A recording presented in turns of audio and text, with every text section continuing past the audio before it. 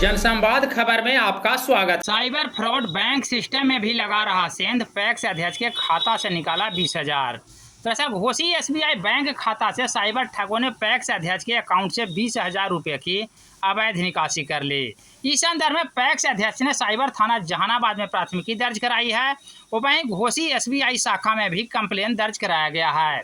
दरअसल साइबर ठगों द्वारा नए तकनीक के माध्यम से बिना ओटीपी के भी अकाउंट से पैसे की निकासी कर ली जा रही है, जिसके कारनामे से बैंक अधिकारी भी आश्चर्यचकित है।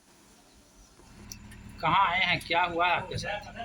हम स्टेट बैंक में घोसी शाखा में आए हैं। हमारा आज अकाउंट अपना चेक कराया तो मेरा पैसा गलत तरीके से निकाल लिया गया है और निकलने के बाद मैसेज भी नहीं आता है और नया सिस्टम के द्वारा पैसा निकाल लिया जा रहा है। तो आप कंप्लेन दर्ज कराए? हाँ, कंप्लेन लिखित आवेदन दिए हैं, कंप्लेन दर्ज कराई।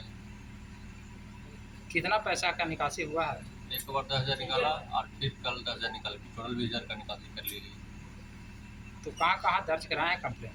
पहले सबसे पहले कंप्लेन हमने दर्ज कराया साइबर थाना जहानाबाद, उसके बाद मैनेजर साहब को शाखा को लिख के आवेदन दिया।